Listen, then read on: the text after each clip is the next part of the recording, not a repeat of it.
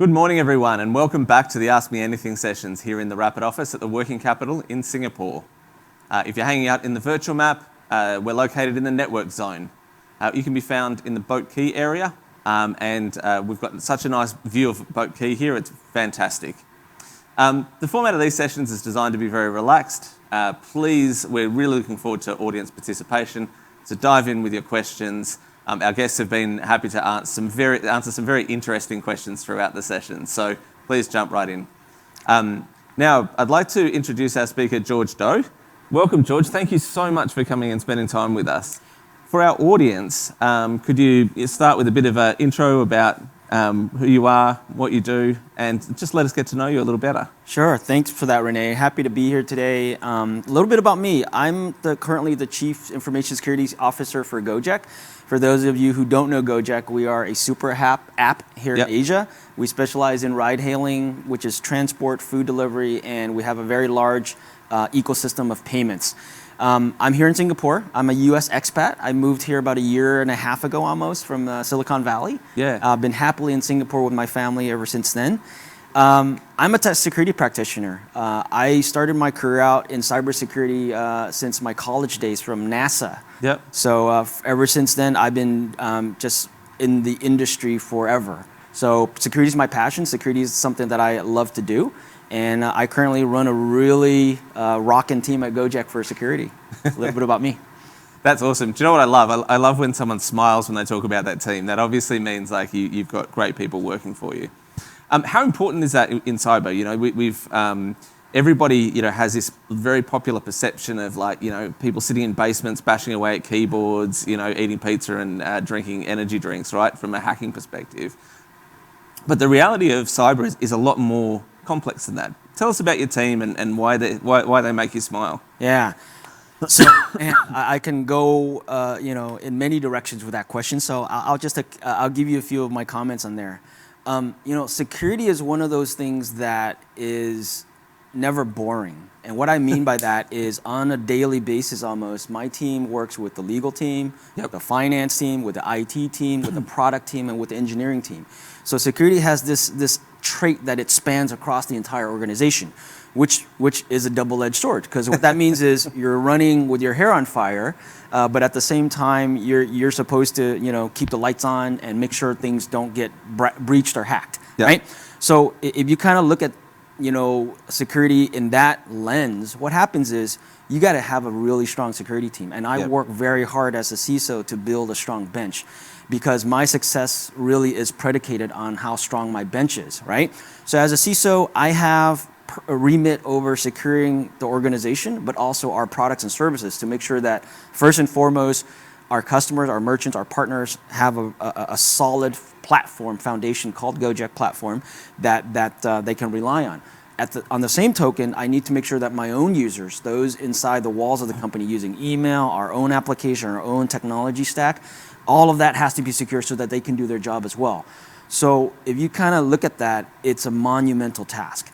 So building a team of a strong bench, I diversify, meaning I have to have strong cloud security people, strong infrastructure security people, strong incident responders. So anytime we have a breach, we need to be able to detect it, contain it, recover from it. So again, it's a very diverse problem. But I think for me, doing security for this long, I would call that out as kind of one of the top things that security leaders should be focused on, which is building a strong team. A lot of times, especially for me, earlier in my career, I kind of, because I'm a technical backgrounded person, I jump to solving the problems, the technical problems, versus solving the human problems. Later on, you find out, hey, if you're able to solve that human problem, then you can move the needle a lot more than just solving the technical ones. That's awesome. And when we talk about that human problem, it's more than just your team, right? So we, many years ago, I was in the army, and we had a concept which was not around just defending the perimeter, but also defense in depth. And so when you talk about cybersecurity, when you talk about people, it's no longer about just building a massive firewall and hoping for the best, right? There's a lot more to it than that. How do you think about that, and how do you think about defense in depth? Yeah. So love to hear, René, that you're from a military background. Not so different from cybersecurity practitioners. We are always about moats, fences, locked doors, and gates. That's all of it. So, well, look, let me tell you, defense in depth is tried and true, and that's still a tactic or a strategy that I use within my team. If you apply that to today's world, cloud, hybrid, on-premise, all things apply, right? So I'll give you an example. For Gojek, we are born in the cloud. All of our apps are IaaS or SaaS and things like that. Yep. So gone, for me at least, at this organization, are the days of a network perimeter with firewalls and all these things. My perimeter has changed from the firewall to my user and my applications and the data behind that application. Yep. So the security technologies that I look at to invest in or deploy is around that layer. That's the new perimeter for me. Other organizations, most other organizations is in some combination. They have a piece of infrastructure that's on premise, another one that's in the cloud, or they're trying to transform into the cloud. Yep. So a lot of CISOs that I talk to are challenged with, hey, how do I secure my own house, but also this new thing called the cloud, right? Yes. So back to your point, defense in depth, which means you have to have good user awareness. It starts with the user. Users has just to know and recognize things like phishing or social engineering attacks. So a lot of the stuff we do within my team, at least I'll tell you, is not around firewalls. It's around educating our users. Yep. Number one. Number two is because my new perimeter is the user. I enforce multi-factor authentication. That's just table stakes. You can't just have a password between the user and the application anymore. There has to be multi-factor authentication.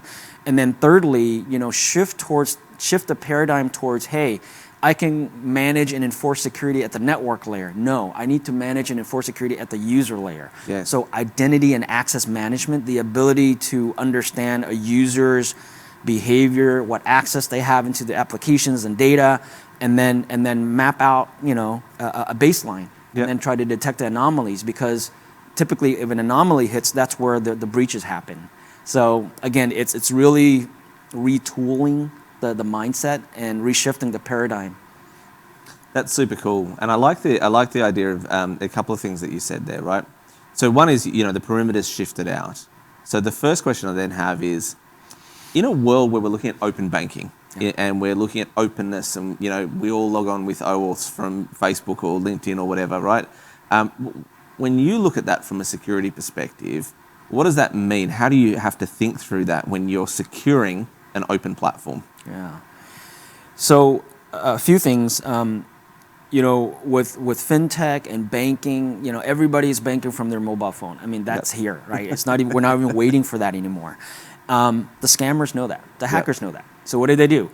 I will say something a little bit controversial here, but at least from my experience, what I've seen is breaches happen not because a hacker broke through a firewall or anything like that. It's usually they are able to hijack a user account or get a dump of user information like passwords and things like that, or social engineering a user. So really, it's all about hijacking a user's account. So from a security practitioner, how do I defend against that? Again, how do I solve the human problem? So you go back to training, informing and making sure the user are aware. As a mobile bank user, and you use your example, René, they should be aware of, how do phishing attacks happen? How did the bad guys target me? How do I know I'm being social engineered or scammed, right? So to me, there's a piece of it where the fintechs should all get into a room and figure out, hey, what can we do to help, secure our platform? Whatever you are, you can be competitive, but at the end of the day, you're trying to win the trust of the user base. Yep. And so at Gojek, we have GoPay. We do that same thing. We work very hard, and we put in a ton of initiatives to ensure that our platform is the most safe and secure platform, right? So there's a ton of work into that, but a lot of that is ensuring our users are aware of the attacks around them. Last thing I'll say on this, René, is from a technology perspective, there's a limit. There's a limit how much you can do. At the end of the day, it's really up to informing and ensuring the users, because they really control the last mile to their own account and their own money. Yep. Right? So very important. There is a finite limit on what we can do in the technology side. And picking up on that, user behavior is really hard to monitor. You talked a bit before around looking for anomalies and identifying breaches through that.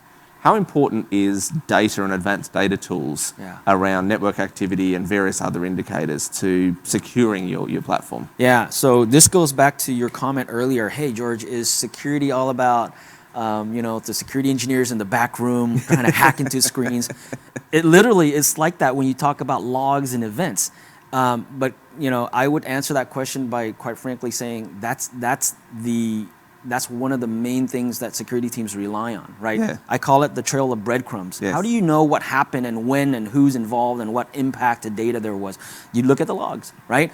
And there's just one problem in security, is just the sheer amount of stuff that's out there. Because you're trying to connect the dots across these 17 million lines of logs. Not easy. There are tools and solutions that help security teams do that. But at the end of the day, like you said, the events and what we do with the events help us in identifying if there was a breach or if the organization is under attack. And if there was something bad that happened, help the security team understood what happened, what exactly happened, so that we can work on containment, eradication, and recovery. I would say a fair portion of the initiatives and projects that my team does is focused on the events. How do we collect it? How do we aggregate it? How do we correlate the data to give us, telemetry, indicators of compromise and things like that, and then we act on that. So it's a full life cycle. And we've come a long way since when I was first learning about security, and there were simple logs, and you would basically just cut a text file and have a look through and see if there was something weird going on. I feel like we've moved a long way. Going on from that, when we look at, we've talked a lot about what happens inside the organisation, right? Looking internally, defence in depth, building great teams and educating users. But also, long-range intelligence is really important. So what do you guys, or how do you think about monitoring what's happening in terms of large-scale hacking activities, potential threat vectors for Gojek, and how you stay informed about innovation in the space? Yeah, so staying informed in security, I would say, is one of those double-edged sword areas, right? You're busy trying to lock the doors and gates and fences of your company, but are you looking outside and see what's happening out there? Absolutely. So within cybersecurity, there's a whole cottage industry they call threat intelligence. Yep. That's something that we invest in. That's something that we have dedicated resources to look at. So things like you said, monitoring what's happening out there in the real world. What kind of malware is emerging? Yep. Are the nation states really targeting certain industries around the world? Yep. What is the latest malware or ransomware hitting companies? And what are we doing to protect ourselves against that? So of all of those things, if your head's down and just doing your own thing within the fences of your own company, you would never know about. Yep. So you absolutely need to have some operational discipline to monitor what's going on outside. Yep. And we do that. We do that, right? And it's not just enough to monitor for that, but take action, right? Because all of these, I call it to my team, all of these bombs are blown up around you and it hasn't hit you yet, or it has hit you but you don't know yet. But in either case, what are you doing? What are the capabilities do you have to, to again, identify, contain, eradicate, and recover from that? That's really important.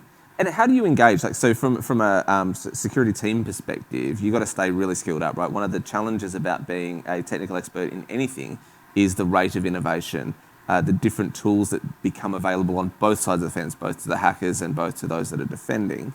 How do you encourage all of your team to engage with new threats and really unpack them and understand the vulnerabilities that they're exploiting? Yeah.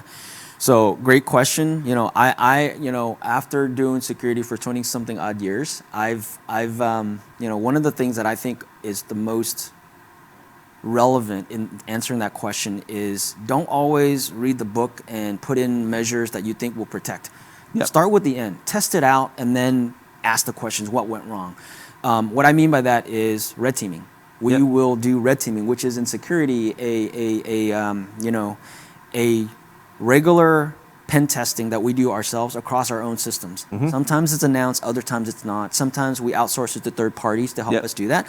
But what those exercises do is tell us, hey, great, we put on all these things, we still got hacked by ourselves, right? And what's the gap? So my point is, you have to have a good offense to have a good defense, and that's what we do. We employ a good offense to make sure that we test out all of the controls that we think are protecting organization, validate that. And you'll find that, the majority of the time, your supposition in putting in that technology may be off. And you're missing these other things to make sure that, hey, we're covered there. Yeah, so you built a really great wall here, but you left the gate open over there. That's right. Or your wall is actually weaker than you thought it was, and it had a... So it's nice and pretty, but not very well stuck together. Exactly. Okay. Exactly. That's great. I'm just going to remind our audience that we are taking questions, and I'm sorry for touching my phone during the session, but I'm just trying to stay on top of the questions. So please do submit your questions. I'm here with George Doe of Gojek, and we're really unpacking the life of the CISO in a modern organisation. I guess I wanted to follow on from that and say, we've seen a really big impact to the way most industries work. If we're talking about ride-hailing based companies or actually, multi-based services, which we have at Gojek, it's been a big shift in consumer behaviour and ways people are interacting with your apps. What are the big lessons for you out of 2020, and what's that meant in the changing behaviour of interaction of users with Gojek? Wow, yeah. And this is one of the most interesting things that I've learned, at least my time on the job, is being a super app, we have so many diverse users. Our users can be a ride-hailing customer, can be a banking customer, can be a merchant, a restaurant, or even a mom-and-pop a vendor of some sort, right? So if you look across our user base, it's really diverse, and that generates that to me is a really good test of the system. Like from a technology lens, you say, you never would have considered our app being used in this way, and it does, and then that you kind of iterate and learn from that. So I mean, we operate in Indonesia, obviously, Thailand, Vietnam, and here in Singapore, and a little bit in the Philippines as well. So you take the diverse group of users on our platform and you apply it even across countries. So that really gives you a rich sample of what's going on. And I'll tell you, René, it kind of spans the gambit. We see everything from, incentives that drive growth, but we also see sometimes, abuse because we thought, hey, this campaign would have had this outcome and it didn't. So again, it's just a ton of learning. I would say though, part of that learning that I think I learned the most about is the so many innovative ways that the scammers out there are looking. Whenever you have a platform that transacts money or transactions, it's going to be targeted. So there's always, within security, and this is no different. It's just on a platform like ours and others, like Fintech especially, where there's money being transacted. It's iterated at a rate that's off the charts, right?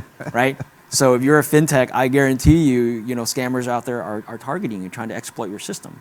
So the biggest learning, I guess, the last since I've been here is the innovation that the scammers would use. That's some stuff that you wouldn't normally think about that can happen, and so that helps us, right? Because it's an arms race. That helps us understand where the attack vector is coming from, and then solve for that. So super interesting area. I'd be interested in diving into some of that because from my perspective, what's interesting is how job roles and specializations are reflected in mainstream media or in movies, right?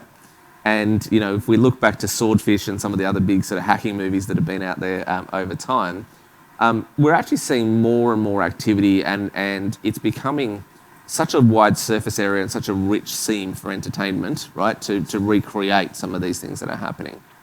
So I'm sure our audience is very interested. Have you got any specific things that you can share around ways that people are, surprising ways that are people looking to abuse a platform? Doesn't necessarily need to be Gojek, but some interesting typologies or methods that are being used by hackers today. Yeah. So I would say this, probably the most common but still very effective way is phishing, right? My security team sometimes falls for phishing, and these are security professionals doing security 24/7. Imagine if security professionals can't recognize whether or not it's a phishing message or a real message, the standard user almost has no chance, right? So, and the phishing is devious in the sense that it is the number one way that scammers will get your account. Yep. Right? So you got to watch out for that. And that happens, I'm sure, many times on fintechs and other platforms.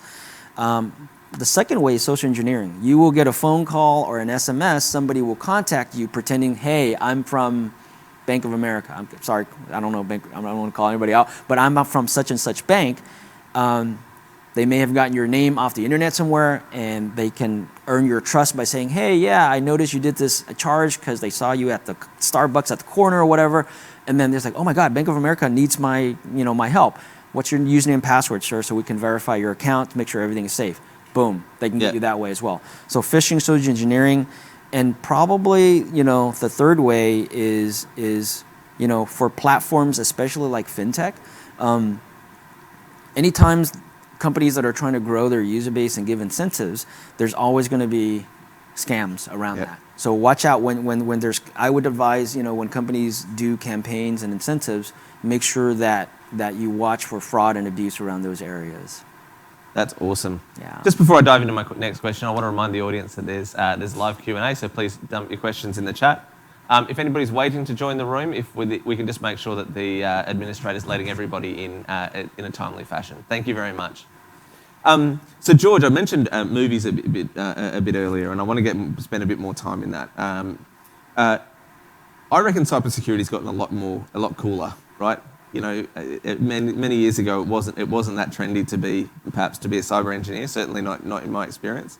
But in terms of what we're seeing today, do you think it's cooler? Do you think it's more exciting? Do you think people are generally more interested in cyber? I absolutely do, René, and I'll tell you why. Cyber is probably the top 1 or 2 topics discussed at board levels. So boards of public companies or even non-public companies care very much about cyber. In fact, a lot of SEC filings in the US, when you do SEC filings, you have to include a section on attestation on that you're tracking around cybersecurity. Yep. So from just not even an awareness, but hey, this is a problem that is at a company level that we have to manage, it's already there, right? So we're here in Singapore, we're at the Fintech Festival, a lot of fintechs are starting up. My advice there would be to, hey, don't overlook the cyber piece, because this is one of those things that can make or break you, right? It's a risk management game at the end of the day. So at least you want to have something in the ground floor as you start up and develop and grow your company to make sure that security is baked in.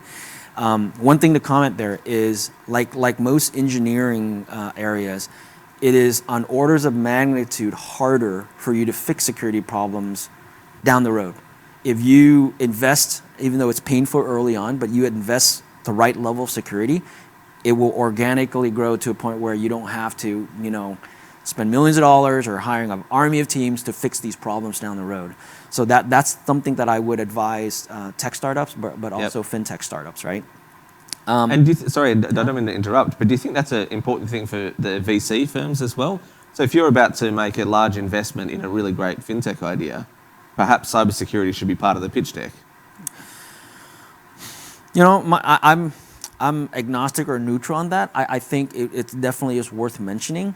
But fintech, because there's so much money involved in transactions and all that, I would say, lean in on that. There's if you as a fintech pitching to a VC, I think the VC would really resonate with the VC if you say, hey, this is how we're thinking about cybersecurity on our platform or our app or our fintech service, and we're investing or we're thinking about doing this at the outset. Awesome. I think that would be super, super helpful. Great. I'm going to change tack a little bit. I want to talk a bit about esports, online content generation and content platforms, online education platforms. These are all domains where we've seen huge engagement over and growth in all of those platforms during 2020 as a result of people being isolated or in lockdown or whatever. Do those particular platforms also present different kinds of security threats? And are they things that you've been thinking about or things that you've got thoughts on? Yeah, absolutely. In the world of COVID and post-COVID, we're in a new world, right? So these online collaboration, platforms, this is how we're going to work, period, going forward, right? Yep. So definitely, when the lockdown started happening, we really say, okay, stop. Let's reset ourselves. Let's relook at what's going on and reshuffle our risk register. Understand where's the biggest risk to the company. Now that people are not going to the offices anymore, they're completely at home on Wi-Fi, using the collaboration platforms. So yes, I think for us and going forward, there has to be a lot of emphasis or reprioritization on how you secure, because at the end of the day, that's your app. The data's on the app, right? Secondly, this goes back to my comment, technology can only take security so far. The rest of the equation, the calculus needs to be the user. Yeah. So we can do 100% security in the platform. A user decides to post a sensitive file mistakenly or maliciously, it's game over anyways, right? So there is a piece of the calculus where the user needs to be educated to make sure that, hey, company data, sensitive data, this is how you should operate. It sounds common sense, but sometimes it's not, because there's so many meetings, there's so many things going on. A lot of times it may be by accident, which is bad and unfortunate, but the negative impact of the company may still be the same on whether or not it's unintentional or malicious, right? Yep. So to me, same thing. You got to carry awareness, security awareness on these collaboration platforms and how you use them and whatnot. You really got to tackle the human side of it. That's, it comes back to again and again in these sessions, people, right? Building great teams, making sure people are educated, giving them access to the tools that they need, right? So that's, I think that's a key message coming out of this. When I was doing some research for this session, obviously, and you mentioned it earlier as well, I noticed that you started your career at NASA. Yes. That's a very unique organisation with a very specific purpose. What was it about that organisation? What things have you carried throughout your career that you learned as part of that experience? Yeah, great question, René. I credit NASA to launching my career. I'm a NASA. Pardon the pun. Yeah, sorry, I'm not supposed to touch my mic here. But the NASA logo, we at NASA call it the NASA meatball. It's like almost tattooed on my chest. It's not, but so like I said, I had the privilege and I was lucky to land an internship at NASA my sophomore year in college. Awesome. And through the luck of the lottery or whatever, I was assigned to the IT security manager at the time. And that summer, I just, piggybacked and learned along the job. And then at the end of the summer, I built up a pretty good set of skills. And then at the end of the summer, the IT security manager asked me, hey, George, do you want to stay on and keep interning while you're going to school? I'm like, awesome, let's do that. And that experience, while I was at NASA, I got to work with the Inspector General, which is kind of like the police of NASA, investigating incidents. I also got to work with the FBI. Yeah. We investigated some hairy incidents where I was, at a sophomore in college, pulled out to court to give deposition because we were prosecuting hackers back then, right? So it was just, for a college kid, it was just an eye-opening experience. Oh my God, there's this whole area that's emerging in security, right? One other thing I learned at NASA that I took throughout my career is it's different working for a government agency that's not profit-driven, right? So the decisions you make are more aligned with what's good for a research organization versus a regular company where you have shareholders and things like that. So I credit a lot. I credit my career to having such a wonderful beginning at NASA. Because I'm an intern, I have a sweet spot in my heart for interns. So I really love and encourage internship, especially in cybersecurity. NASA's wonderful. Watching SpaceX launches nowadays, and I'm just so it gives me a tear. Like, awesome. Yeah. I mean, isn't it great that we get to sit here? It's been a tough year for everyone, right? But at the same time, we live in a world where many of us have had access to the internet and been connected. This would have been so much more impactful without those tools that we've had, and we now also get to compensate or counter the difficult times with these exciting SpaceX launches and new innovations that are happening every day. Yeah. When you think about that, how do you internalize this ever accelerating innovation, and does that excite you? Does it scare you? How do you feel about that in general? Yeah, so this is purely my opinion. I'm excited. It's a double, to do security, you gotta, I always tell my team, you hope for the best, but you expect the worst. Yep. So I'm always torn in the sense that, but if to answer your question, I'm more of an optimist in that question than I am a pessimist. I think there's wonderful things happening in cyber. Yep. I think there's even out of COVID and what we're going through as a world right now, we'll come out of it better. Meaning the technologies, the way that we're just responding and figuring out how to do better, it would be benefit. So to me, I'm long on that. On the fearful side, I think it's not going to be easy road. We will continue to have cybersecurity breaches. Yep. We will continue to have uneasy geopolitical situations around the world, and expect the unexpected is what I'm saying. Like, you always going to have bumps in the road, and with cybersecurity especially, predictions are really hard. They're probably harder than picking stocks. Yeah. Yeah. Cool. So let's go back to the dark side, right? So what are the hackers up to? What are you seeing that's worrying there? When I engage with security professionals, there's a lot of discussion around industrial hacking and the building of these organisations, associations, or loosely connected groups of hackers working to do different parts of cybercrime, right? Mm-hmm. Whether that's harvesting credit card numbers, whether it's building marketplaces to sell stolen information. What are the things, how do we bring our audience on a bit of that journey? Yeah, so my comment on that would be, when you talk about cybersecurity, you think of traditional firewalls, applications, and data. Yep. You don't typically think about a microwave, a security camera, your DVR, your maybe even your phone or mobile device, right? Yep. So to your point, there is an emerging area within cyber that hackers will target IoT devices, right? Yep. And certain industries are much more sensitive to that than others. For example, hospitals, factories, airports, that type of stuff. So for me, if you're, depending on the company and the organization you're in, your risk profile will be different. So if I was a CISO of a factory company, I would very much be tracking, hey, how are the hackers hacking into my robots or my security cameras or the locks on my doors? Because that does happen. So it's not just always about IT and data, it is about infrastructure. Yeah. And that's one of the, you asked the question, René, that's one of the areas that I worry about a little bit, is because infrastructure is all around us. If those things are being hacked, it sometimes will have direct impact to safety.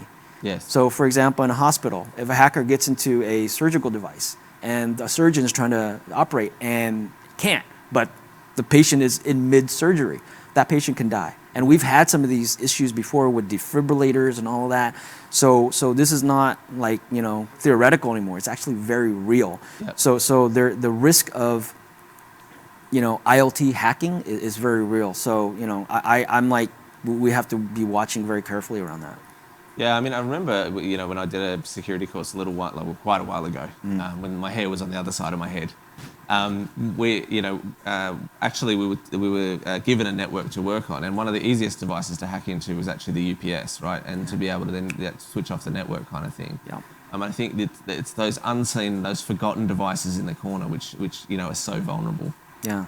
Power grids, that type of stuff. And remember, these systems were created 10, 20, 40, 50 years ago. They were never designed to be connected to the internet. Suddenly you throw a connection on the internet, now any bad things can happen. So you just got to be very mindful of infrastructure. Yeah. So I'm going to move to a couple of audience questions now. I've got one question here. Any thoughts on cross-border products, services, security challenge? Any difference? So when you're operating in a domestic market, are there differences any when you're operating cross-border? Yeah, great question. One answer I would have to that is be mindful of the laws and regulations specifically around data privacy. This is something that we're going through at Gojek as well, because we operate a multinational in many countries, right? So different countries will have different laws on the books. Some are pending, some are already out there that mandates what your data governance and privacy program needs to look like. And so that's the first thing that comes to mind is when you operate in many countries, watch out for the data privacy laws. But also some countries, I think Asia, APAC is actually moving pretty fast in this front, is having cybersecurity laws on the books. So above and beyond just data privacy, what are the cybersecurity laws, right? Things like notifications. For example, the law might say, and this is happening in many of the states in the US already, if the organization is breached, you have X days to notify your users. Right? So it's very clear and prescriptive in that sense. So just watch out for that. I've seen a few incidents recently where certainly from a bank perspective, cybersecurity is very front of mind, and we get a lot of training around that, and how to respond to incidents and those kinds of things. But I've seen in some smaller organisations actually people don't know how to respond. They don't know whether or not they should inform their users. They don't know whether or not they should inform their customers. Yeah. What advice do you have to people about that? If you're a smaller company, if you get confronted with a hack or a cyber risk event, where's the playbook? Yeah, great question. And the answer is, it depends. I hate to give it depends answer, but that's what it is.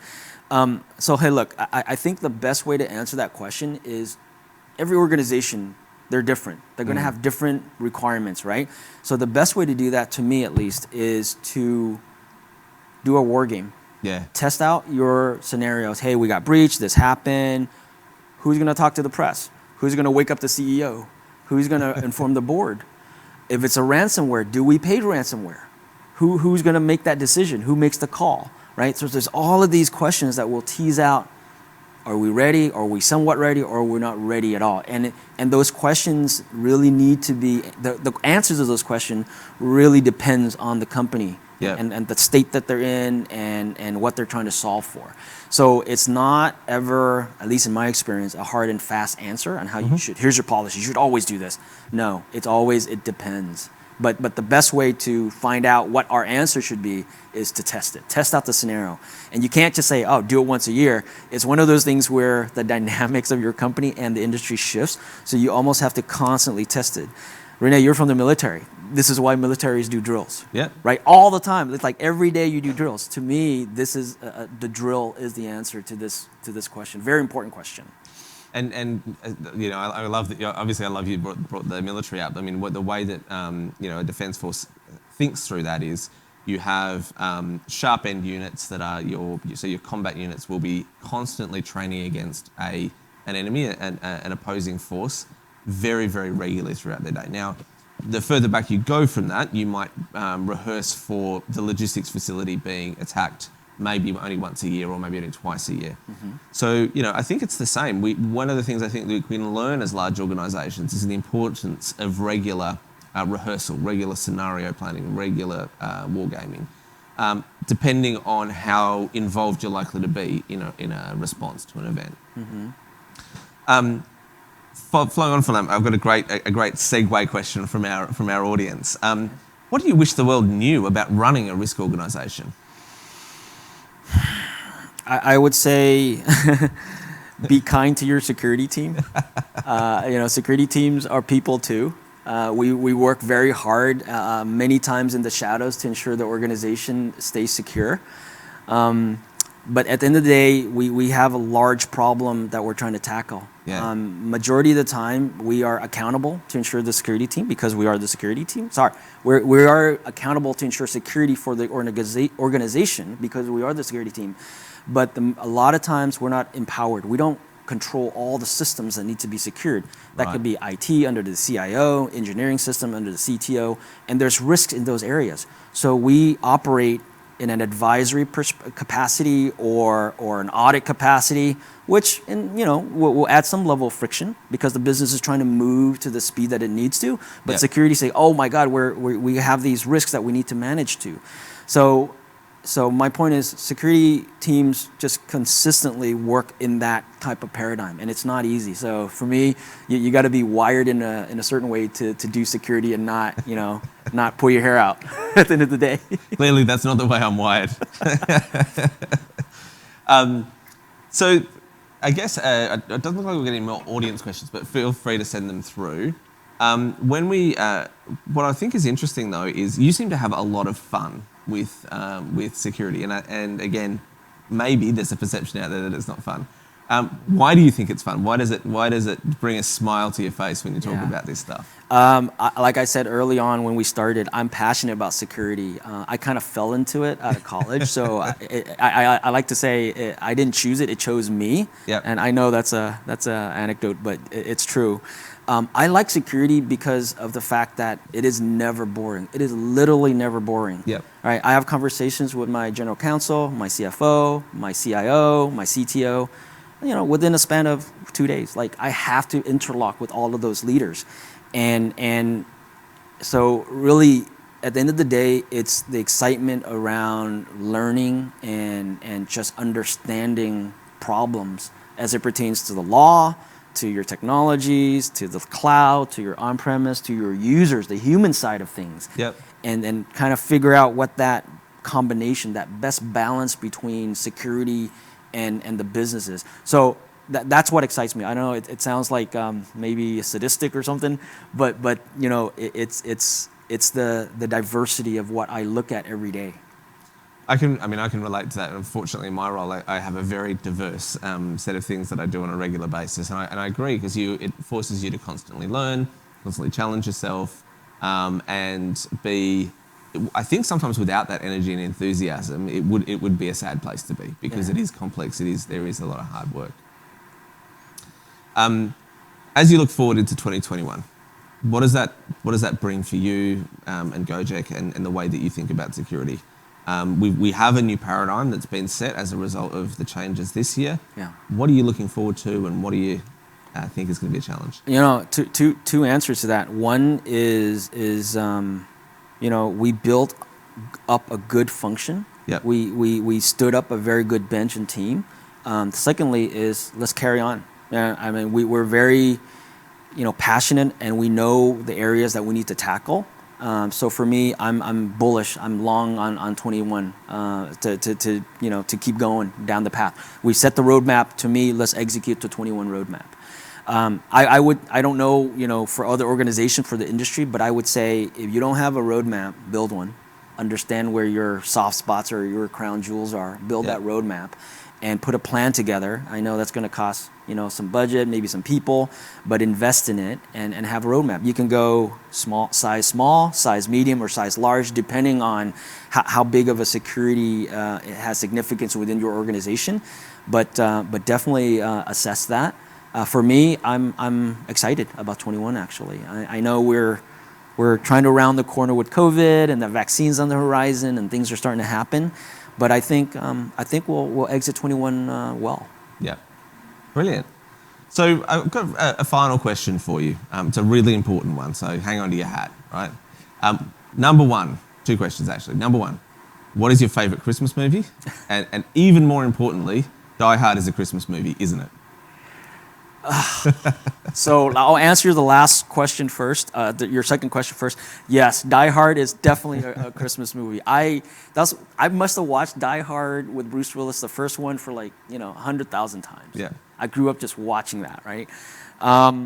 My favorite Christmas movie, probably. You can't say Die Hard, right? No, I can't say Die Hard. I'm thinking about this one a little bit. What was that movie with Arnold Schwarzenegger trying to hunt down that robot toy for his kid? Back in the 90s or 2000s. Yeah, I know the one you mean. Yeah. Anybody? Jingle All the Way? No, it wasn't Jingle All the Way. Yeah.